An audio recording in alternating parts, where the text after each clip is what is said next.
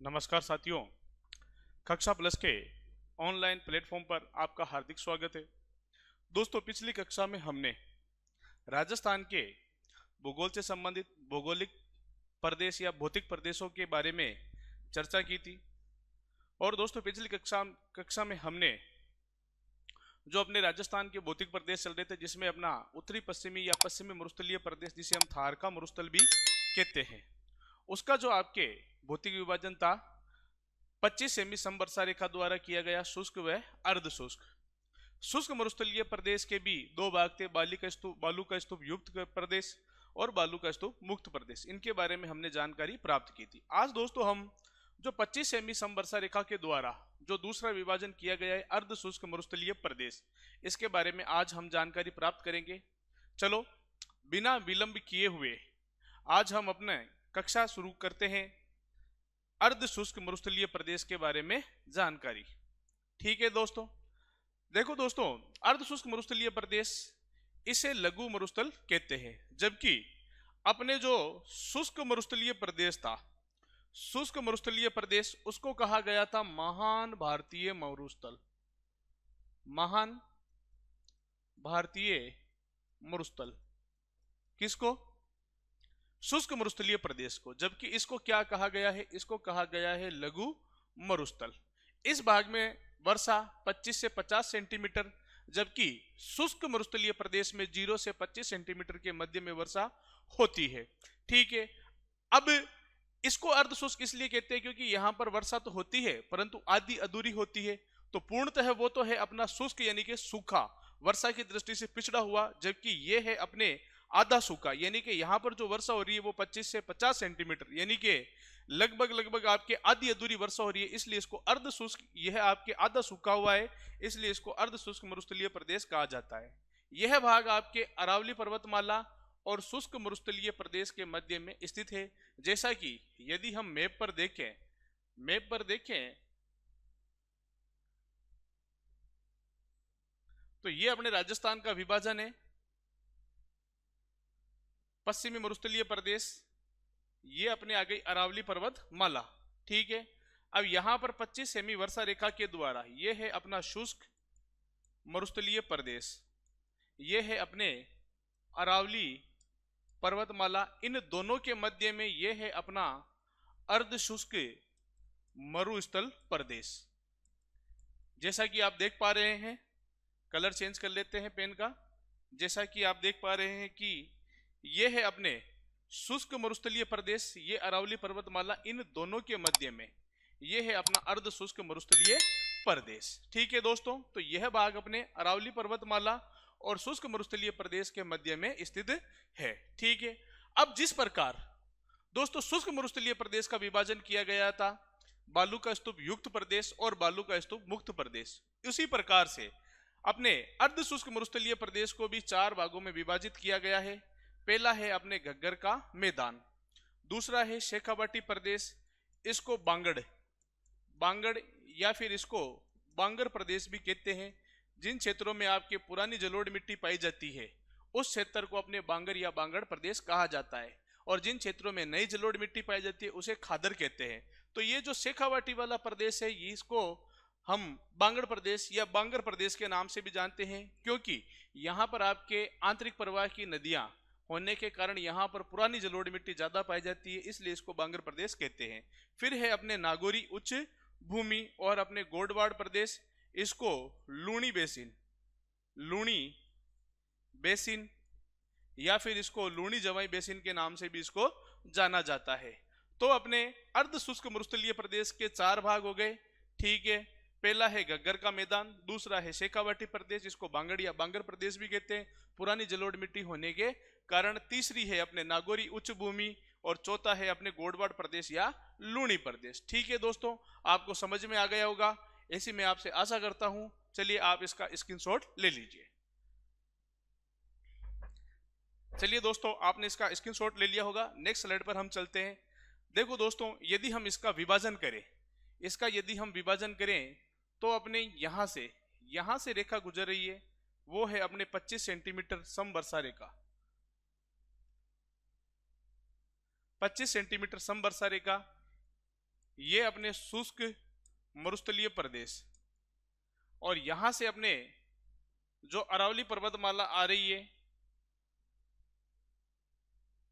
ये है अपने अर्ध शुष्क मरुस्थलीय प्रदेश, अर्ध शुष्क मरुस्थलीय प्रदेश। अब देखो दोस्तों, यदि हम देखें कि इसका 4 भागों में विभाजन किस प्रकार से किया गया है, ठीक है, अर्ध शुष्क मरुस्थलीय प्रदेश का पहला है ये रहा अपना, ये है अपना घग्गर का मैदान, घग्गर का मैदान। दूसरा है अपने यहां पर, यहां से लेकर यहां तक शेखावाटी प्रदेश।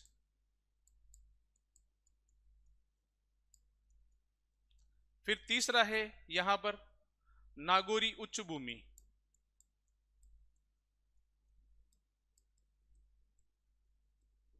और चौथा है अपने यहां पर गोडवाड़ प्रदेश।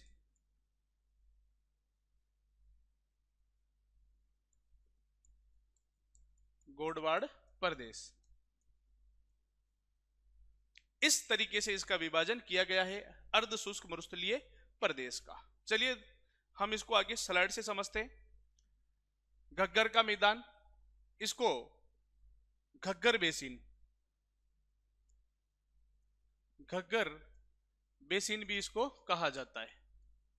घग्गर बेसिन इसलिए इसको कहते हैं क्योंकि इस क्षेत्र में अपने राजस्थान के उत्तरी भाग में आंतरिक प्रवाह की सबसे लंबी नदी घग्गर नदी बहती है, इसलिए इस क्षेत्र को घग्गर बेसिन या फिर घग्गर का मैदान कहा जाता है। अब देखें यदि इसके बारे में हम विशेषताओं के बारे में, तो इसकी विशेषता यह है कि यह अपने मैदान घग्गर नदी के द्वारा बहाकर लाई गई जलोढ़ मिट्टी, घग्गर नदी के द्वारा बहाकर लाई गई जलोढ़ मिट्टी से निर्मित ये मैदान है।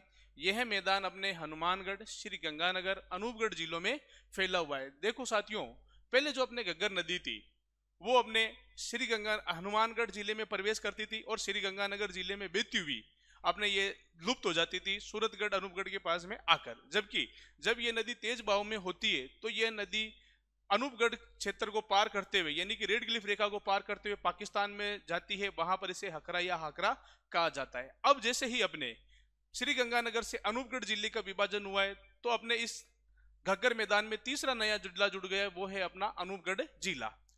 इस घग्गर नदी के क्षेत्र को नाली या पाट भी कहा जाता है। गंग नहर, इंदिरा गांधी नहर के कारण इस मैदान में सिंचाई होने के कारण मरुस्थलीय बदल गया है, मरुस्थलीय क्षेत्र, इसका मरुस्थलीय क्षेत्र बदल गया है क्योंकि गंग नहर और इंदिरा गांधी नहर के आने से इस क्षेत्र में यानी कि घग्गर के मैदान में अपने कृषि व सिंचाई की व्यवस्था ज्यादा होने लगी, जिससे इस क्षेत्र की मरुस्थलीय व्यवस्था को बदलकर गंग नहर और इंदिरा गांधी नहर की सिंचाई के द्वारा इसको उपजाऊ क्षेत्र में बदल दिया गया है। ठीक है दोस्तों, चलिए इसका स्क्रीनशॉट ले लीजिए। आपने इसका स्क्रीनशॉट ले लिया होगा। नेक्स्ट स्लाइड पर हम चलते हैं। नेक्स्ट है अपने शेखावाटी प्रदेश या फिर अपने आता है बांगड़ प्रदेश। शेखावाटी प्रदेश, बांगड़ प्रदेश, इसको बांगर प्रदेश भी कहते हैं। बांगर प्रदेश इसको इसलिए कहते हैं क्योंकि यहां पर पुरानी जलोढ़ मिट्टी, पुरानी जलोढ़ मिट्टी का क्षेत्र, पुरानी जलोढ़ मिट्टी का क्षेत्र वो अपने क्या कहलाता है, बांगर प्रदेश कहलाता है। अब देखिए हम शेखावाटी प्रदेश और बांगर प्रदेश या बांगड़ प्रदेश का जो अपने विस्तार है वो अपने सीकर, चूरू, झुंझुनू, नीम का थाना हाल ही से सीकर और झुंझुनू से विभाजित होकर नया जिला बनाए। कुचामन डीडवाना का उत्तरी भाग जो नागौर से अलग होकर बना है, इसमें यह क्षेत्र आपके बांगड़ या बांगड़ प्रदेश के अंतर्गत ये जिले आपके राजस्थान के आते हैं। इसे तोरावाटी या फिर तंवरवाटी भी कहा जाता है क्योंकि यहाँ पर तंवर वंशी राजपूतों का शासन था। और आपके जो इस क्षेत्र में नदी बहती है कांतली नदी, उस कांतली नदी के बहाव क्षेत्र को भी अपने क्या कहा जाता है, तोरावाटी या तंवरवाटी कहा जाता है, जो सीकर, चुंझुनू और नीम का थाना जिलों में बहने वाली प्रमुख नदी मानी जाती है। अब देखो साथियों, ये जो अपने शेखावाटी प्रदेश है इसमें बरखान आकृति के बालू का स्तूप सर्वाधिक पाए जाते हैं।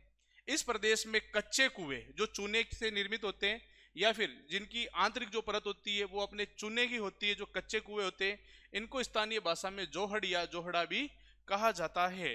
जोहड़ का गहरा भाग, ध्यान रखना साथियों, जोहड़ का गहरा भाग चोमी कहलाता है।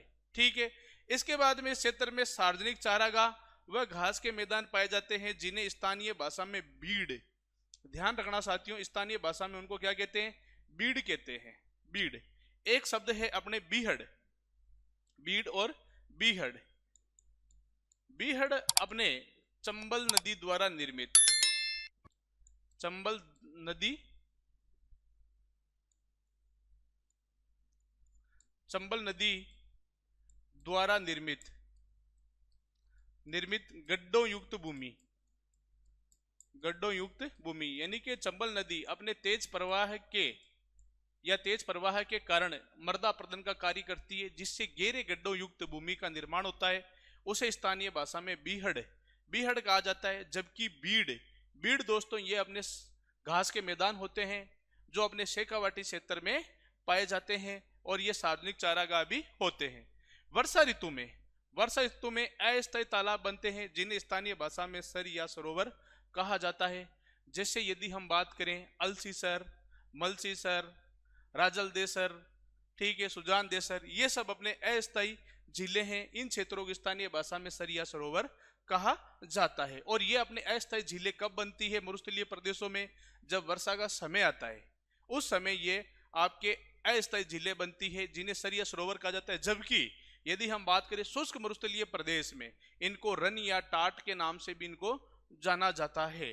ठीक है, फिर बाद में धीरे धीरे वो सूखने लगता है, तब फिर वो मिट्टी बचती है जिसको कहते हैं खड़ीन, और उसमें कृषि की जाती है जिसको कहते हैं खड़ीन कृषि। ठीक है, अब राजस्थान के प्रमुख यदि हम बात करें टाट या रन के बारे में तो गरनोट, बरमसर, भाखरी, पोखरण, जैसलमेर जिले में थोब, पहले बाड़मेर में था, अब बालोतरा जिले में बाप, पहले जोधपुर में था, फलोदी में, फिर अपने चूरू जिले में पड़ियारा। ये आपके राजस्थान के प्रमुख रन या टाट माने जाते हैं। वो भी अस्थायी जिले हैं, ये भी अस्थायी जिले हैं, परंतु शेखावाटी क्षेत्र में इन अस्थायी जिलों को सर या सरोवर कहा जाता है। लिख लेना, अलसीसर, अलसीसर, मलसीसर, राजल देसर, ये सब अपने अस्थायी जिले हैं। बीदासर, इन क्षेत्रों के नाम भी दिए हुए हैं ये, जबकि ये कुछ ग्रामीण क्षेत्र भी इनमें शामिल है। चलिए इसका स्क्रीनशॉट ले लीजिए, नेक्स्ट स्लाइड पर हम आगे बात करेंगे। चलिए दोस्तों, आपने इसका स्क्रीनशॉट ले लिया होगा, नेक्स्ट स्लाइड पर हम चलते हैं। नागौरी उच्च भूमि, नागौरी उच्च भूमि यदि हम इसकी बात करें तो यह आपके धरातल से थोड़ी ऊपर उठी हुई है। और कितनी ऊपर उठी हुई है तो 300 से 500 मीटर, यानी कि समुद्र तल से इसकी जो ऊंचाई है वो अपने 300 से 500 मीटर ऊंची होने के कारण इसको नागौरी उच्च भूमि कहा जाता है। अब नागौरी उच्च भूमि की यदि हम बात करें विस्तार, तो विस्तार इसका पहले तो नागौर जिले में था, वर्तमान में नागौर व कुचामन, डीडवाना कुचामन जिले के मध्य ऊंची उठी हुई भूमि को नागौरी उच्च भूमि कहा जाता है। इस क्षेत्र की मिट्टी में सोडियम क्लोराइड पाया जाता है। इस कारण यह आपके बंजर व रेतीला क्षेत्र है, यानी कि जिस क्षेत्र में लवणों की मात्रा ज्यादा पाई जाती है, जिन्हें सोडियम क्लोराइड कहते हैं, लवणों की मात्रा पाए जाने के कारण जहां उस क्षेत्र की मिट्टी अपने क्या हो जाती है, बंजर या अनुपजाऊ हो जाती है। इस कारण नागौरी उच्च भूमि की भी जो अपने मिट्टी है, खेतों की जो मिट्टी है वो अपने बंजर है। ठीक है, चले आगे। इस क्षेत्र में सोडियम क्लोराइड की मात्रा, यानी कि मिट्टी में सोडियम क्लोराइड की मात्रा पाए जाने के कारण इस क्षेत्र में खारे पानी की झीलें जैसे सांबर झील है, कुचामन झील है, डीडवाना झील है, डेगाना झील है आदि खारे पानी की झीलें पाई जाती है। क्यों पाई जाती है? क्योंकि यहाँ की मिट्टी में क्या है, सोडियम क्लोराइड है। सोडियम क्लोराइड युक्त मिट्टी में जैसे ही अपने पानी डाला जाता है तो वो पानी भी अपने क्या हो जाता है, खारा हो जाता है। और यहाँ इस क्षेत्र में जो नदियां बहकर आती है, बरसाती नदियां, वो नदियां उस क्षेत्र में आकर जब झीलों का निर्माण करती है तो वो खारे पानी की झीलें हो जाती है, जिसमें अपने सांबर झील है। सांबर झील का विस्तार आपको पता है 3 जिलों के अंदर है, अजमेर, जयपुर ग्रामीण और अपने डीडवाना कुचामन। फिर कुचामन झील कुचामन में है ही। डीडवाना झील आपको पता है कि राजस्थान में खाने योग्य अयोग्य नमक इसका है, जिसमें अपने सोडियम सल्फेट की मात्रा सर्वाधिक पाई जाती है, जो अपने कागज निर्माण उद्योग के लिए प्रसिद्ध है। फिर अपने डेगाना झील है, नागौर जिले के अंतर्गत है। तो ये सारी की सारी जो झीलें हैं वो अपने नागौरी उच्च भूमि के अंतर्गत आती है। यह गोडवाड़ प्रदेश व शेखावाटी प्रदेश के मध्य में स्थित है। इस क्षेत्र में पुष्कर, अजमेर व मेड़ता नागौर के मध्य जो जल की पट्टी है उस जल की पट्टी में अपने फ्लोराइड की मात्रा दोस्तों सर्वाधिक पाई जाती है। अब कोई भी व्यक्ति, इस क्षेत्र में रहने वाले जो व्यक्ति हैं वो फ्लोराइड युक्त पानी पीते हैं। क्यों? क्योंकि धरातल के नीचे जो पट्टी वो फ्लोराइड युक्त है। अब वो फ्लोराइड पानी में घुल जाता है तो पानी में भी आपके फ्लोराइड की मात्रा आ जाती है। इस कारण इस क्षेत्र के लोगों की हड्डियों में थोड़ा टेढ़ापन देखा जाता है। ठीक है, और टेढ़ापन होने के कारण देखो इस क्षेत्र के लोगों में हड्डियों में बांकापन व टेढ़ापन देखा जाता है। इस क्षेत्र को बांका पट्टी या फिर कुबड़ पट्टी, बांका पट्टी या फिर कुबड़ पट्टी के नाम से इस क्षेत्र को जाना जाता है, जो अपने कहां पर है तो पुष्कर, अजमेर व मेड़ता नागौर के मध्य में स्थित है। ठीक है, यदि हम बात करें इस क्षेत्र में सर्वाधिक पीड़ित